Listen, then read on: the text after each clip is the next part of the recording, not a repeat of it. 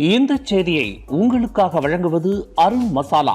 1983 ஆண்டிலிருந்து தரத்துடன் தன்மை மாறாத அறுசுவை சமையலுக்கான அருண் மசாலா.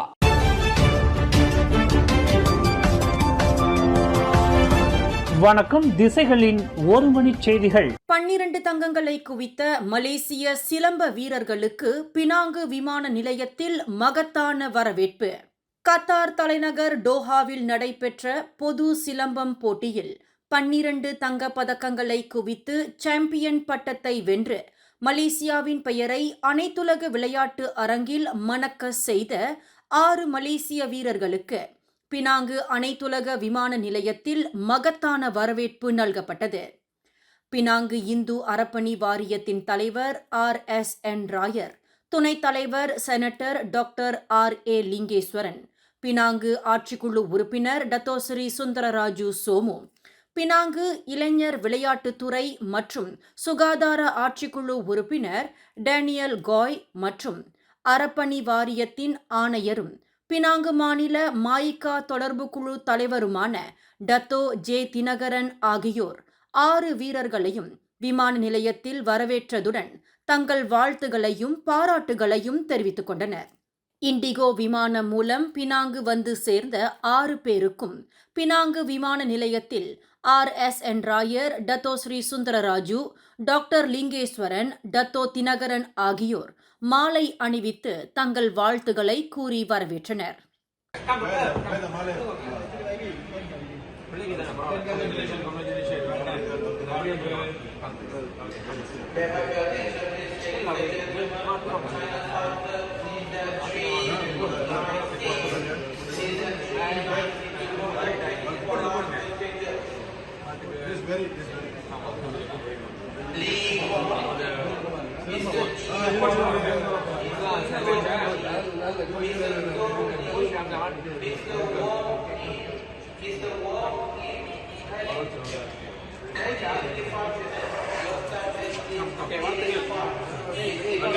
ஆசிய அளவிலான சிலம்ப போட்டியில் பிரகாஷ், ஷஷ்டிவினா, லீனாஸ்ரீ, கவித்ரா, டர்னிஷா மற்றும் ரனிஷா ஆகியோர் தலா 2 தங்கப் பதக்கங்களை பெற்று இருப்பது மலேசியாவிற்கு மட்டுமின்றி பினாங்கு மாநிலத்திற்கும் பெருமை சேர்த்துள்ளதாக அவர்கள் வர்ணித்துள்ளனர்.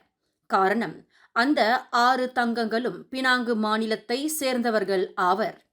அதற்கு முன்னதாக பினாங்கு மண்ணின் மைந்தர்களான அந்த 6 பேரையும் வரவேற்கும் வகையில் சம்பந்தப்பட்ட வீரர் வீராங்கனைகளின் குடும்பத்தினரும் பொதுமக்களும் விமான நிலையத்தில் பதாகைகளை ஏந்திய வண்ணம் வீர வரவேற்பை நல்கினர். வரலாறு படைத்துள்ள 6 பேரின் மகத்தான சாதனை குறித்து கருத்துரைத்த டாக்டர் லிங்கேஸ்வரன், தமிழர்களின் பாரம்பரிய தற்காப்பு கலையான சிலம்பம் தமிழர்களின் வீரம் செறிந்த வாழ்வியலுடன் இரண்டென கலந்தது என்பதை இந்த 6 பேரும் உலகிற்கு உரக்க சொல்லியிருக்கின்றனர் என்று வர்ணித்தார். வலிமை, நிதானம், பொறுமை, சகிப்புத்தன்மை, மன உறுதி, போராட்ட குணம் என்று மானுட வாழ்வின் அருகுணங்களின் அடையாளமாக 6 மலேசிய வீரர்களும் தங்களின் சிறந்த ஆட்டத்தை வெளிப்படுத்திய மூலம் சிலம்ப கலைக்கு சிறந்த அணிகலன்களாக மாறி பெருமை சேர்த்துள்ளனர். அந்த 6வரின் வெற்றியை போற்றி கொண்டாடும் வேளையில் சிலம்பம் நாட்டின் விளையாட்டுத் துறையை மேம்படுத்தக்கூடியது என்பதால் அந்த தற்காப்பு கலையை தொடக்க மற்றும் இடைநிலைப் பள்ளிகளின் புறப்பாட நடவடிக்கைகளில் ஒரு பகுதியாக இணைக்கப்பட வேண்டும் என்று கல்வி அமைச்சுக்கு டாக்டர் லிங்கேஸ்வரன் வலியுறுத்தியுள்ளார்.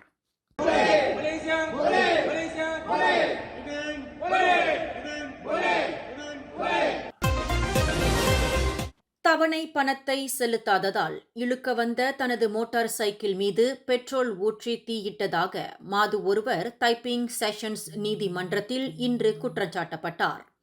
43 வயது ரஃபீடா ஜைனுல் அபீடின் என்ற அந்த மாது நீதிபதி நபிஷா இப்ராஹிம் முன்னிலையில் நிறுத்தப்பட்டு குற்றச்சாட்டு வாசிக்கப்பட்டது.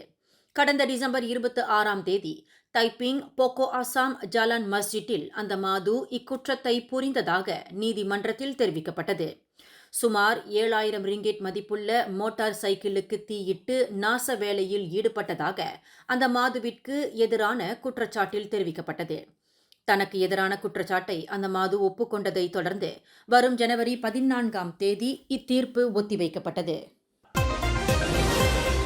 179 பேர் பலியான தென்கொரிய விமான விபத்து தொடர்பான விசாரணை தீவிரப்படுத்தப்பட்டுள்ளது.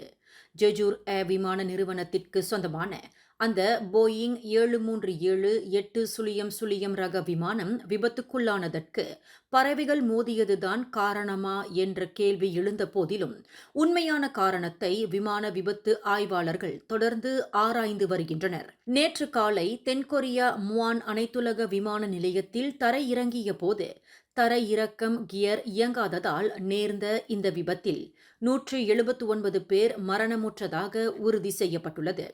பறவைகள் மோதி தரையிறக்கம் கியரை செயலிழக்க செய்து இருக்கலாம் என்று சந்தேகிக்கப்படுகிறது. விமானத்தின் கருப்பு பெட்டி மீட்கப்பட்டுள்ளதால் விபத்திற்கான உண்மையான காரணங்களை கண்டறிய முடியும் என்று நிபுணர்கள் கூறுகின்றனர். 181 பேர் பயணம் செய்த அந்த விமானத்தில் 2 உயிர் தப்பியுள்ளனர். நேற்று காலை 9 மணி அளவில் தாய்லாந்து தலைநகர் பாங்காக்கிலிருந்து புறப்பட்ட ஜெஜூர் ஏர் விமானம் விபத்துக்குள்ளானது தென்கொரிய வரலாற்றில் மிக மோசமான பேரிடர் என்று வர்ணிக்கப்பட்டுள்ளது. கிளாந்தானில் நேற்று பெய்த கனத்த மழையில் 2 நிலச்சரிவுகளுக்கு வித்திட்டுள்ள வேளையில் மாச்சாங்கில் 2 பிரதான சாலைகள் துண்டிக்கப்பட்டுள்ளன. இதனால் ஓரிட மக்களின் இயல்பு வாழ்க்கை பாதிக்கப்பட்டுள்ளது. மக்களின் பாதுகாப்பிற்கும் அச்சுறுத்தல் ஏற்பட்டுள்ளதாக தெரிவிக்கப்பட்டுள்ளது. கூட்டரசு நெடுஞ்சாலையின் கமுனிங் புக்கிட் பெல்லா மற்றும் ஜலான் பத்து திகப்புலு தெமாங்கான் ஆகிய 2 முதன்மை சாலைகளில் நீர் கரை புரண்டோடுவதால் மக்களின் பாதுகாப்பை கருத்தில் கொண்டு அந்த 2 சாலைகள் மூடப்பட்டுள்ளதாக கிளாந்தான் மாநில பொதுப்பணி இலாக்கா இயக்குனர் நிக் சோ யாக்கூப் தெரிவித்துள்ளார். ஒரு கும்பலாக சேர்ந்து தங்க ஆபரணங்களை கொள்ளையிட்டதாக வலதுகரம் நலிவுற்ற நபர் ஒருவர் உட்பட 2 பட்டவத் செஷன்ஸ் நீதிமன்றத்தில் இன்று குற்றஞ்சாட்டப்பட்டனர். ஒரு ஓகேயுவான 43 வயது மா சியாவ் சுவென் மற்றும் 42 வயது முகமது ஜைம் கோச் அப்துல்லா ஆகிய 2 நீதிபதி நூர் ஜஃபீரா முகமது அலி முன்னிலையில் நிறுத்தப்பட்டு குற்றச்சாட்டு வாசிக்கப்பட்டது. கடந்த டிசம்பர் 12ஆம் தேதி இரவு 7:35 மணியளவில் பினாங்கு பகான் ஆஜம் புசாட் பெர்னியகான் ஆரேன் என்ற வர்த்தக தளத்தில் ஒரு கும்பலுடன் சேர்ந்து 27 வயது நபரை மடக்கி கொள்ளையிட்டதாக அந்த 2 மீது குற்றச்சாட்டு சுமத்தப்பட்டது. பஹாங் ஜலான் குவாந்தான் சிகமாட் சாலையின் 37வது கிலோமீட்டரில் நேற்று இரவு 8 மணியளவில் நிகழ்ந்த சாலை விபத்தில் மாது ஒருவர் மரணமுற்றார். இதர 3 சிறார்கள் உட்பட 7 காயமுற்றனர். இந்த விபத்தில் பெக்கான் சுகாதார கிளினிக்கின் உதவி மருத்துவரான 30 வயது நூர் எஸ்யாந்தி அலியாபார் என்ற மாது கடுமையான காயங்களுக்கு ஆளாகி மரணமுற்றதாக பெக்கான் மாவட்ட போலீஸ் தலைவர் முகமது ஜைடி மட்ஸின் தெரிவித்தார். 2 வாகனங்கள் சம்பந்தப்பட்ட இந்த விபத்தில் காயமுற்றவர்கள் அனைவரும் பெக்கான் மருத்துவமனையில் சேர்க்கப்பட்டுள்ளதாக அவர் குறிப்பிட்டார். பஹாங் பெக்கான் பந்தாய் லெஜெண்டா கடற்பகுதியில் கிட்டத்தட்ட மூழ்கும் அபாயத்தை எதிர்நோக்கியிருந்த இழுவை படகிலிருந்து 3 இந்தோனேசியர்கள் உட்பட 4 மரித்தீம் கடல்சார் அமலாக்க ஏஜென்சி காப்பாற்றியுள்ளது. நேற்று இரவு 7:40 மணியளவில் கிடைக்கப்பெற்ற அவசர அழைப்பை தொடர்ந்து முஹிபா AP-12 என்ற அந்த இழுவை படகில் உள்ளவர்களை காப்பாற்றுவதற்காக கடல்சார் அமலாக்கப் பிரிவினர் விரைந்ததாக அதன் பஹாங் மாநில தலைவர் முதல்நிலை அதிகாரி மஸ்லான் மட் ரேஜாப் தெரிவித்தார். படகு மூழ்கும் நிலையில் அந்த 4 பாதுகாப்பு மிதவை ஜாக்கெட்டை அணிந்திருந்ததால் அனைவரையும் உரிய நேரத்தில் காப்பாற்ற முடிந்ததாக மஸ்லான் குறிப்பிட்டார். இந்த செய்தியை உங்களுக்காக வழங்கியது அருண் மசாலா.